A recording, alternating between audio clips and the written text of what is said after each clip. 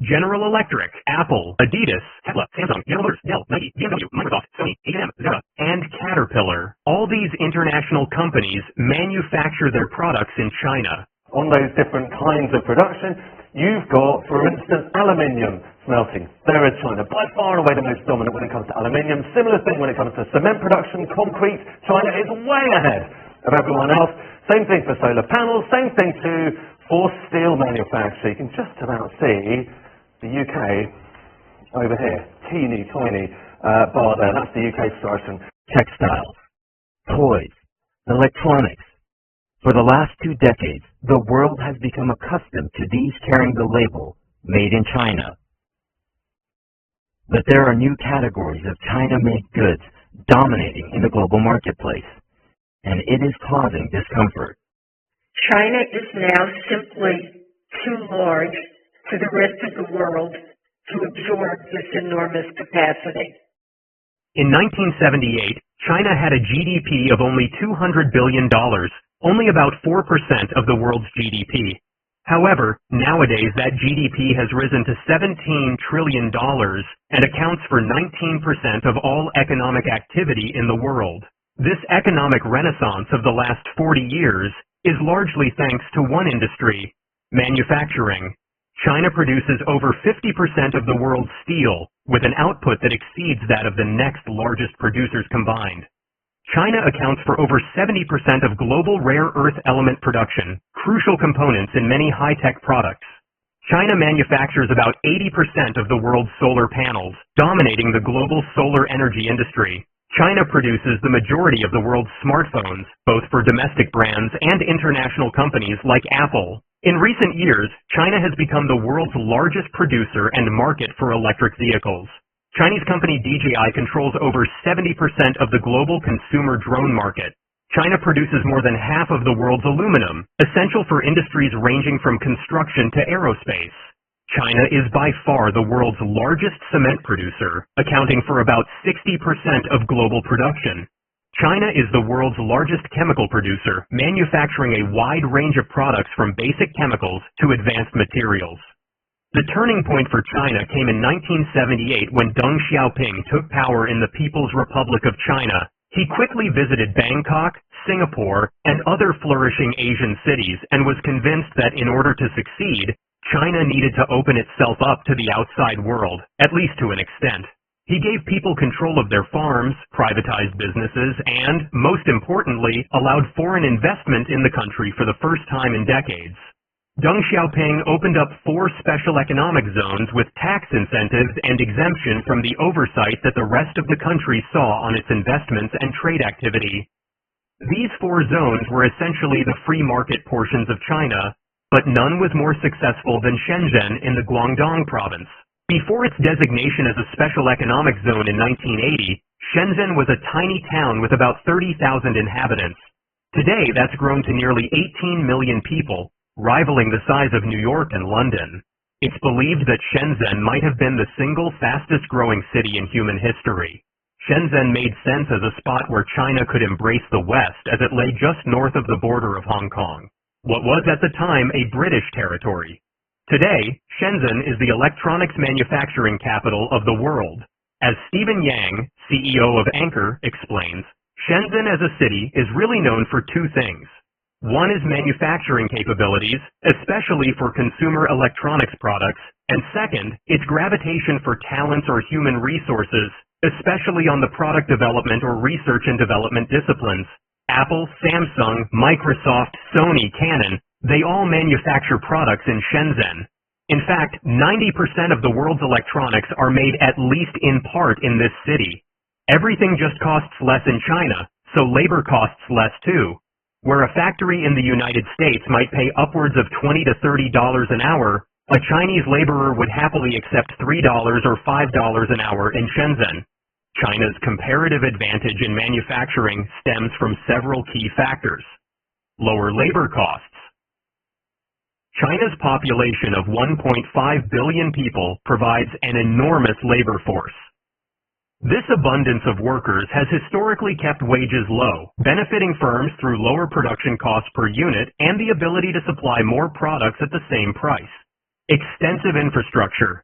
China has invested heavily in building robust supply chain infrastructure with an extensive network of suppliers, logistics providers, and transportation links. This allows for efficient, just-in-time production. Large-scale production capabilities.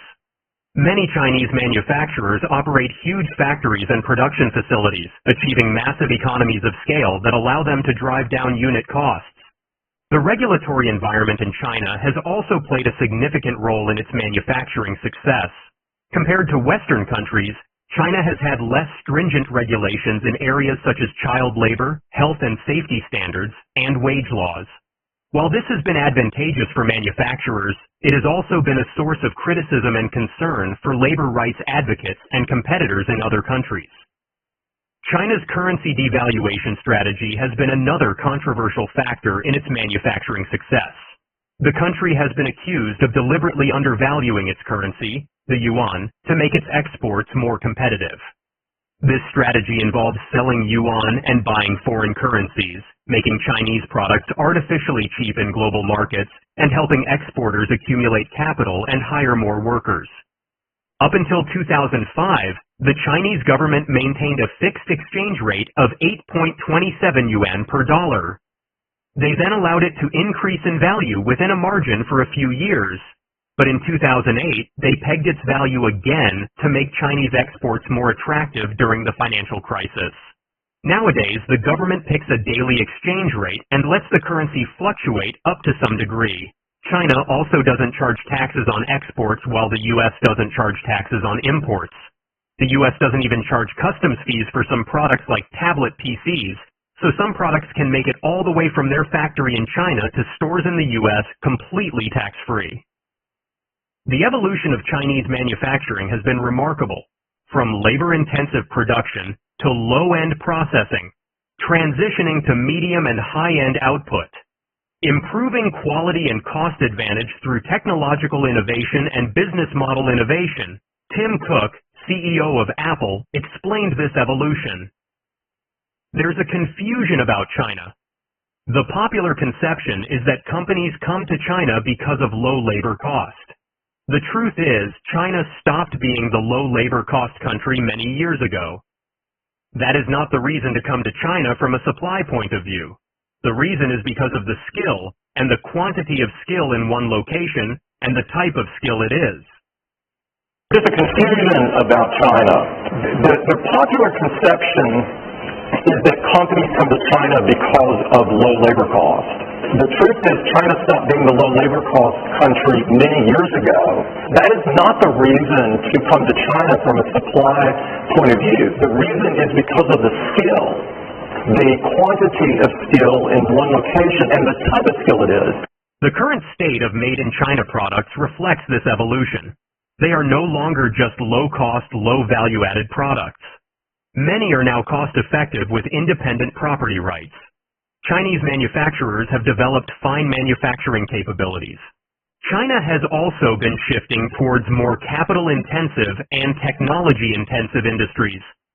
And a lot of people have been asking this question, why is it that China is so dominant when it comes to making stuff? Is it because they're much better at it, or is it because of something else? Well, here might be part of the answer. We've just got figures through from the OECD, this big organization who looks at this kind of stuff, calculating state aid by region. This is basically how much our government's helping out their companies when it comes to subsidies, when it comes to other things. And interestingly, it's the first time that we've had this definitive measure of how big it is, and you can probably spot it as well. Look, China has 9 times more state aid than OECD countries. That's basically the rich world, including the UK.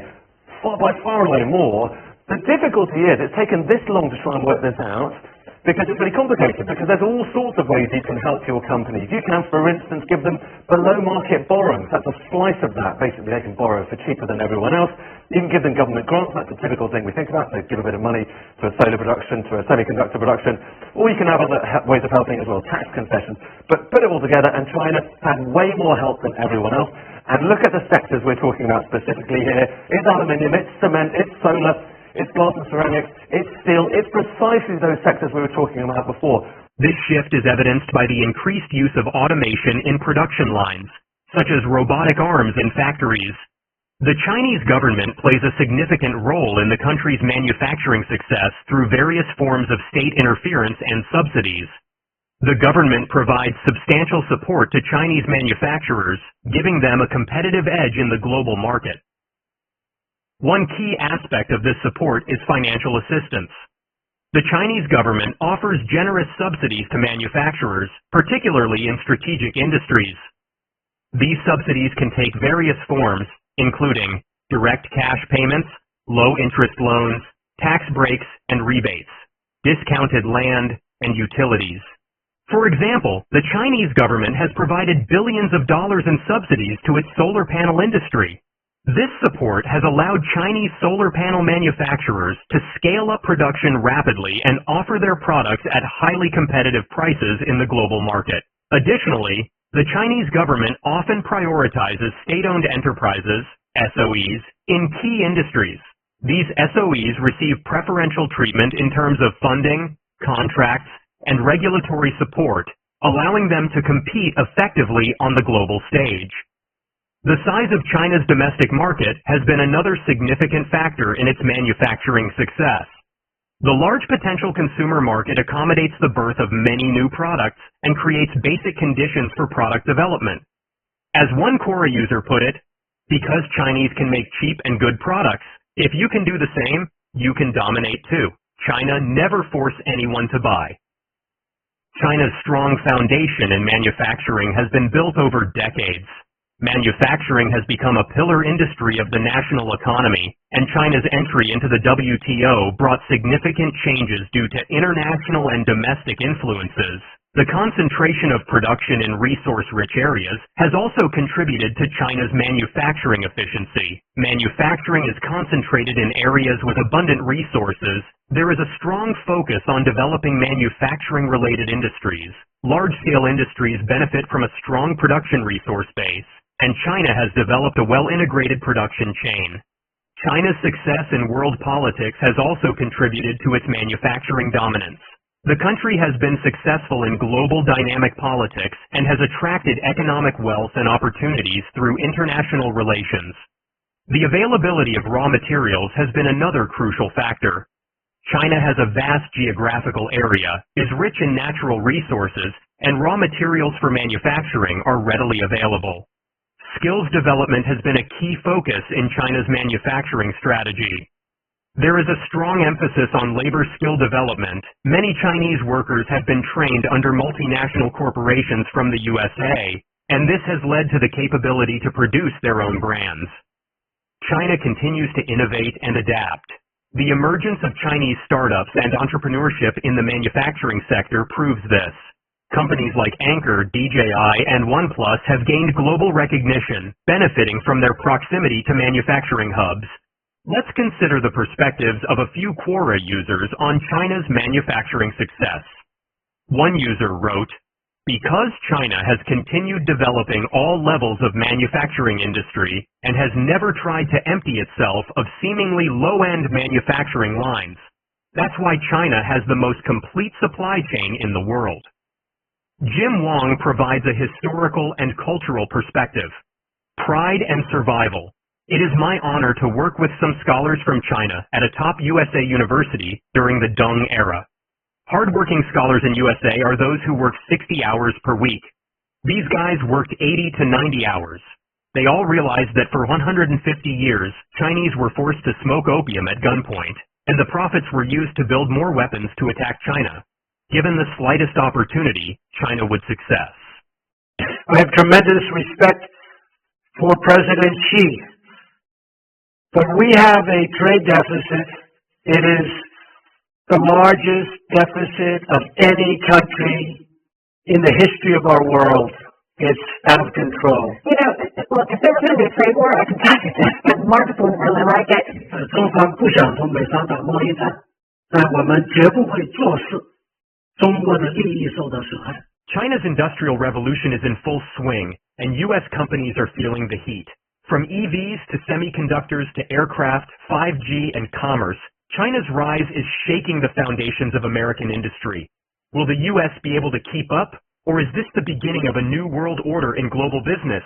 Can you just lay out kind of the state of play right now amidst this kind of global competition that we're seeing? Supply chain resilience matters. This remains a product and performance industry. And this remains an industry where if you have the best product, if you have the best technology, your customer is going to buy it. The part of your survey also includes asking Chinese companies how they feel about what's going on. How do they feel?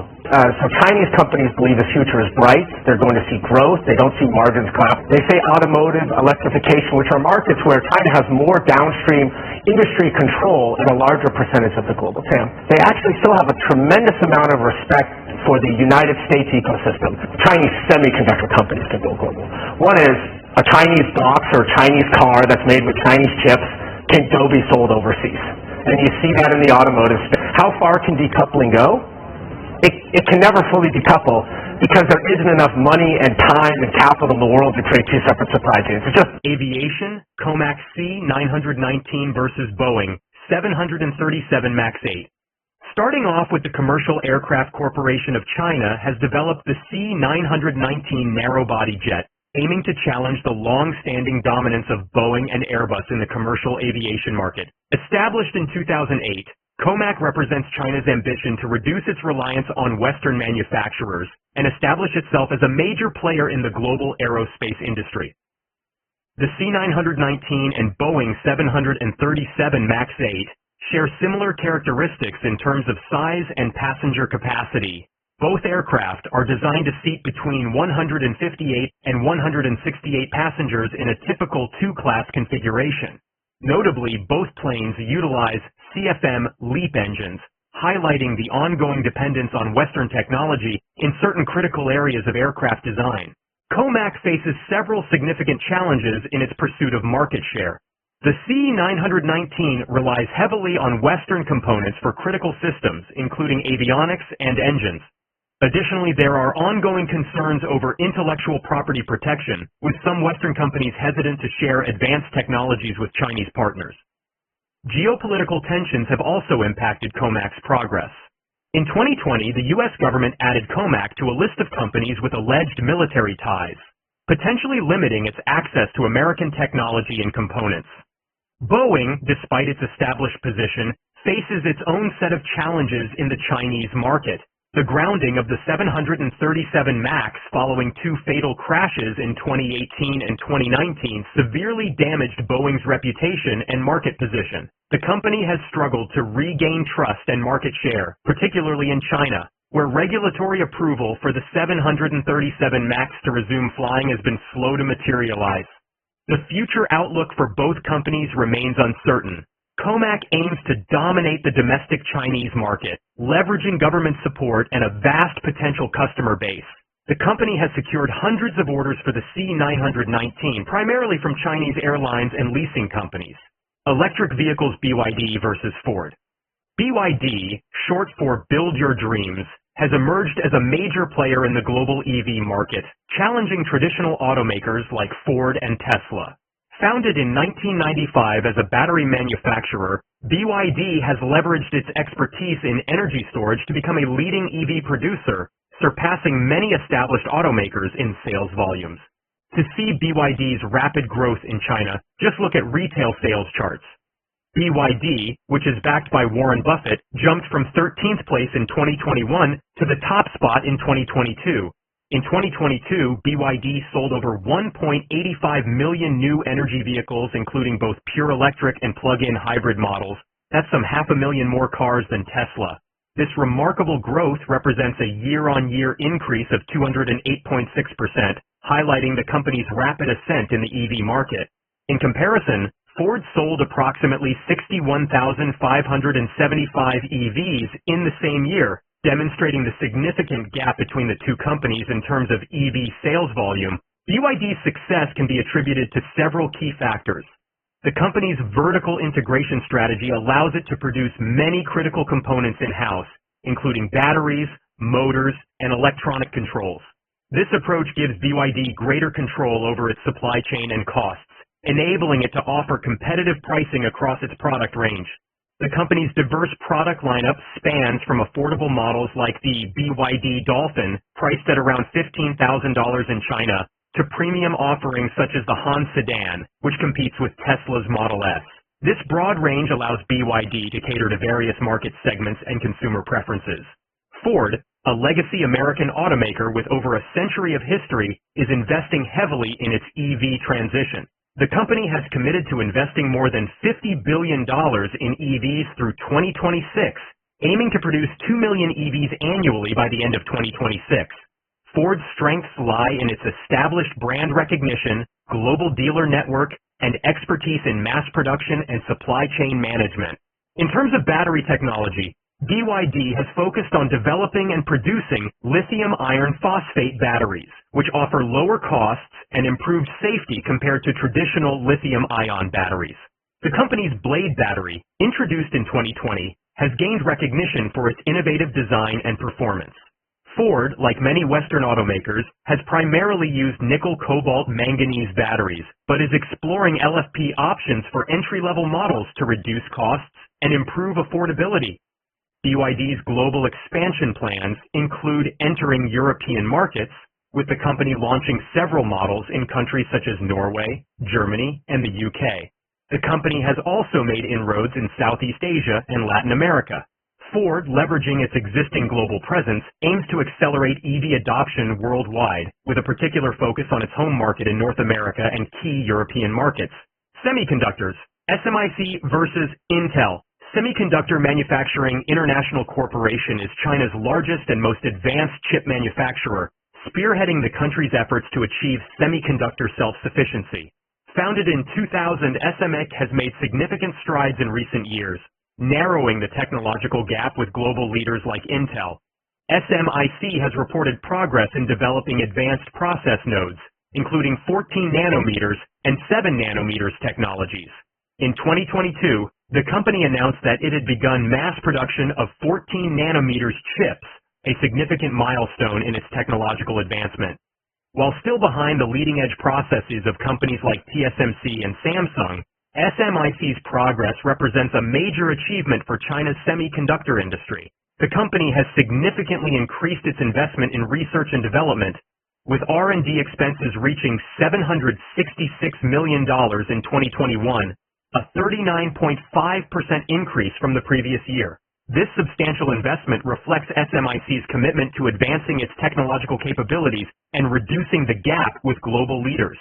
Intel, a long-standing leader in the semiconductor industry, faces challenges in maintaining its technological edge. The company has experienced delays in advancing to smaller process nodes, particularly in its transition to 7 nanometers technology. These setbacks have allowed competitors like TSMC and Samsung to gain ground in the contract manufacturing space. Telecommunications, Huawei versus Cisco. Huawei has emerged as a global leader in telecommunications equipment, particularly in 5G technology. The company's rapid growth and technological advancements have positioned it as a major competitor to established players like Cisco. Huawei's rise in the telecommunications sector has been nothing short of remarkable, with the company becoming the world's largest telecom equipment manufacturer in 2012 and maintaining a strong position since then. Huawei's strengths in the telecommunications market are manifold. The company has made extensive investments in research and development, with R&D expenses reaching $22.1 billion in 2021, representing 22.4% of its total revenue. This significant investment has allowed Huawei to develop cutting-edge technologies in 5G, cloud computing, and artificial intelligence.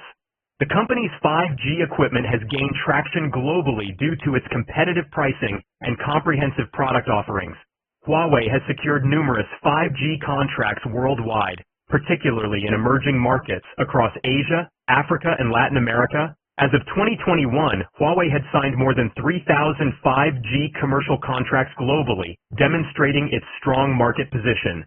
Cisco, a long-standing leader in networking equipment, faces challenges in the evolving telecommunications landscape.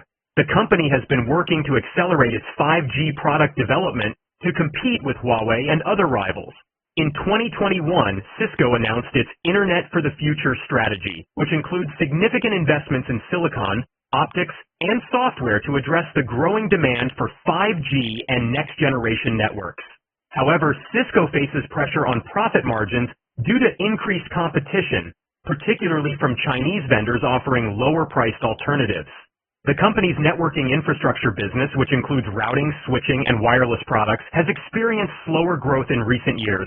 E-commerce, JD.com versus Amazon. JD.com has established itself as a major e-commerce player in China and is expanding its presence globally, putting it in direct competition with Amazon in several markets.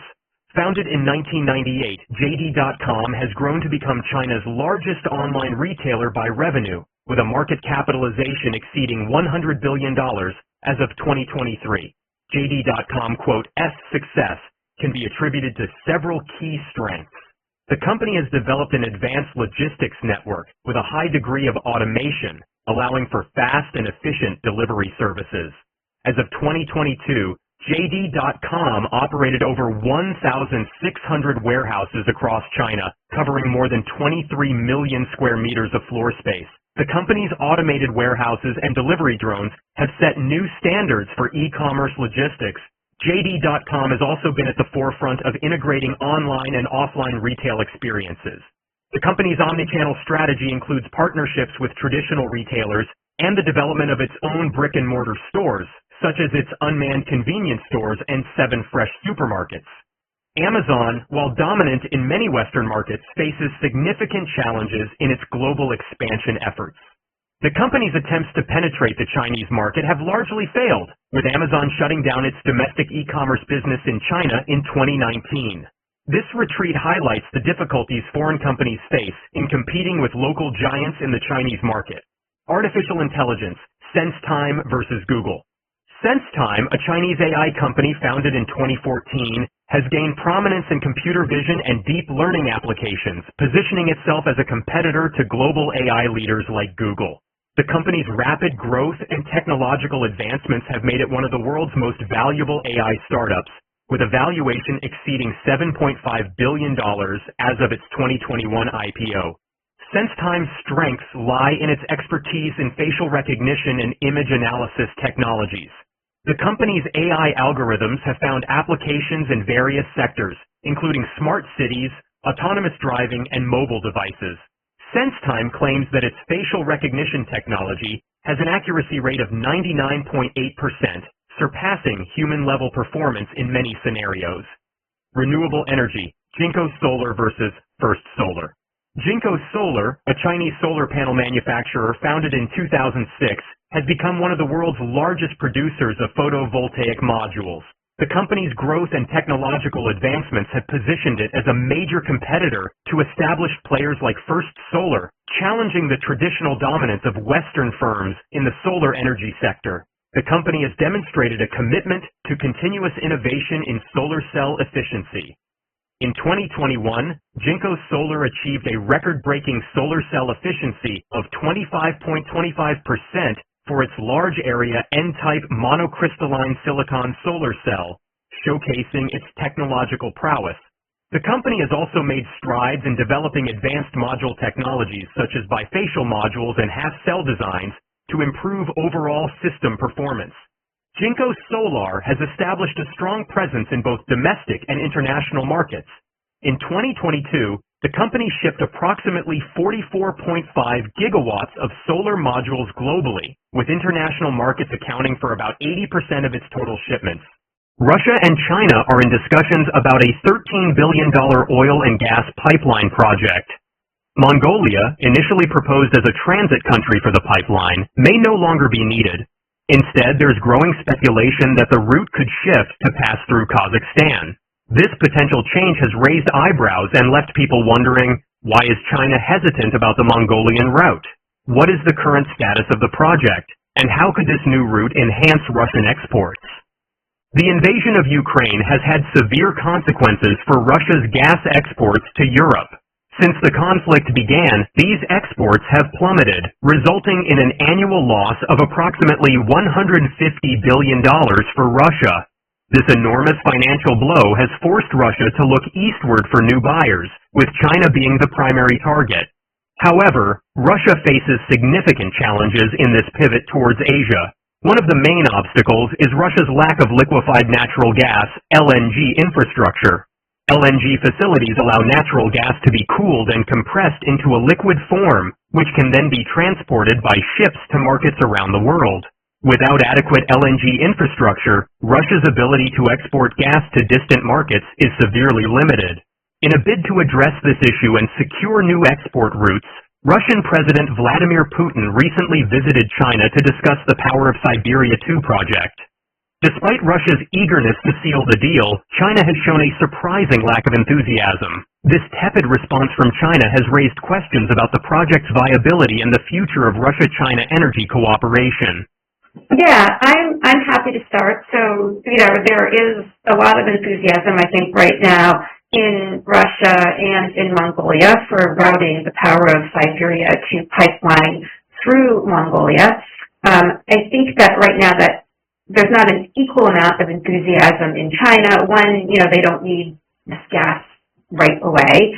And two, I think there are concerns about routing this pipeline through a third country that isn't supplying natural gas to China. Obviously, the more countries you route a pipeline through, the more chances there are for things to, disrupt the flow of gas, intentional or accidental. So I'll leave it at that. Okay, anybody else want to pop in on that one? To understand the context of this new pipeline proposal, we need to examine China's current natural gas demand and sources. In 2022, natural gas accounted for 9% of China's total energy consumption. This might not seem like a large percentage, but given the size of China's economy, it represents a significant amount of gas.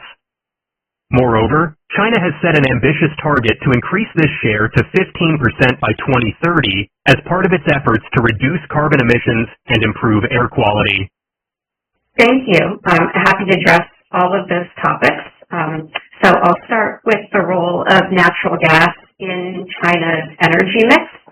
Last year, natural gas accounted for almost 9% of China's total energy consumption, and that compares to 24% for the world as a whole. China would like to increase the role of natural gas in its energy consumption mix, both to reduce air pollution and to combat climate change. The government has a target of increasing the share of natural gas to 15% of the energy mix by 2030. China's growing appetite for natural gas necessitates increased imports. Currently, China sources its natural gas through a combination of pipeline imports and LNG shipments. The country has existing pipeline connections with several neighboring countries, including Turkmenistan, Russia, and Myanmar. Additionally, China receives LNG from various global suppliers, allowing it to diversify its sources of natural gas. The main play in Central Asia in gas is Turkmenistan. And Turkmenistan pumping gas to China, Erica already mentioned, the fourth pipeline, the pipeline D, to increase the supply of gas to China. I think last year about 35% of natural gas imports were pipeline gas, so Russia, Central Asia, Myanmar, other 65% are LNG. And if you look at China's gas suppliers as a whole, I think 77% of China's natural gas imports last year came from just 6 countries, but they nicely sort of illustrate this diversity of suppliers and routes. So we have, Australia and Turkmenistan and Russia and the United States and Malaysia and Qatar. Earlier this year there were reports of Chinese companies, Chinese national oil companies negotiating with Qatar. Forecasts of China's gas demand through 2030 and 2040 show a potential supply gap, which Russia hopes to fill with the Power of Siberia 2 pipeline. However, the situation is complicated by China's existing import commitments and the uncertain trajectory of its future demand. These factors make it challenging to predict exactly how much additional gas China will need and when. Let's take a closer look at China's current gas pipeline infrastructure. The country has 3 major pipelines from Turkmenistan, known as A, B, and C. These pipelines were constructed between 2008 and 2014 at a combined cost of approximately $14 billion. Together, they currently supply 55 billion cubic meters of gas annually to China. There are plans to increase this capacity to 85 BCM in the next 3 years, reflecting China's growing demand for natural gas. The power of Siberia. One pipeline, connecting Russia to China, became operational in 2019. This massive infrastructure project spans 3,000 kilometers and cost an estimated $55 billion to construct. In 2023, it delivered 22 BCM of natural gas to China. The pipeline's capacity is expected to increase gradually, with projections to reach a maximum capacity of 38 BCM by 2027. China also receives gas from Myanmar through a pipeline constructed in 2013. This pipeline was designed to deliver 12 BCM of gas per year. However, it currently operates at only 1/3 of its capacity due to various operational issues. Despite these challenges, the pipeline remains an important part of China's gas import infrastructure. The proposed Power of Siberia 2 pipeline would take a different route from its predecessor. While Power of Siberia 1 travels through eastern Siberia and enters China in its northeastern region, Power of Siberia 2 would pass through Mongolia to reach China. This route presents both opportunities and challenges. The estimated cost of the Power of Siberia 2 project is $13.6 billion. This is a significant investment, especially considering the current geopolitical tensions and economic uncertainties. The high cost raises questions about funding and economic viability, particularly given China's apparent hesitation. The pipeline's proposed route through Mongolia introduces additional political risks. Agreements must be reached not only between Russia and China, but also with Mongolia for transit rights. This adds complexity to the negotiations and potential vulnerabilities to the gas supply chain. Any future political tensions between these countries could potentially disrupt gas flows. However, recent discussions about this project have hit some unexpected complications. China, it turns out, isn't too keen on the pipeline passing through Mongolia. Instead, they're pushing for a route through Kazakhstan. There are several reasons for this potential change. Firstly, China has expressed concerns about Mongolia's growing alliance with the United States. Mongolia has been strengthening its ties with the U.S. in recent years, signing a strategic partnership in 2019 and participating in joint military exercises. This closer relationship between Mongolia and the U.S. has raised eyebrows in Beijing, as China is wary of increased American influence in the region. Kazakhstan, on the other hand, presents several advantages as a transit country. It already has experience with oil and gas pipelines, including those connecting to China. The Kazakhstan-China oil pipeline, operational since 2006, and the Central Asia-China gas pipeline, which passes through Kazakhstan, demonstrate the country's existing energy infrastructure links with China. Moreover, Kazakhstan's political landscape may be seen as more stable and predictable from China's perspective. While Kazakhstan has its own challenges, it has maintained relatively balanced relations with both Russia and China, potentially making it a less risky transit option. The Kazakhstan route would also be shorter than the Mongolia route, potentially reducing construction costs and transit times.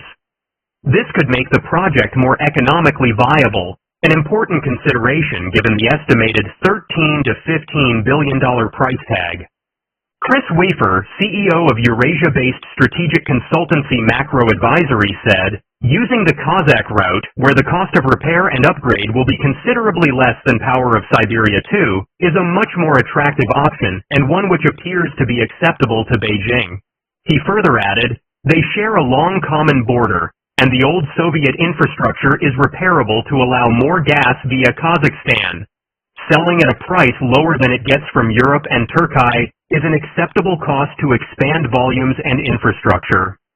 While natural gas remains a key part of China's energy strategy, the country is also exploring alternatives. China has shown significant interest in hydrogen as a future energy source, particularly green hydrogen produced using renewable electricity. Hydrogen production methods are categorized as gray, blue, or green. Gray hydrogen is produced from fossil fuels without capturing the resulting CO2 emissions. This is currently the most common and cheapest method of hydrogen production, but it's also the most environmentally damaging. Blue hydrogen uses fossil fuels but captures and stores the CO2, making it more environmentally friendly than gray hydrogen but still not entirely clean. Green hydrogen, produced using renewable electricity to split water molecules, is the most environmentally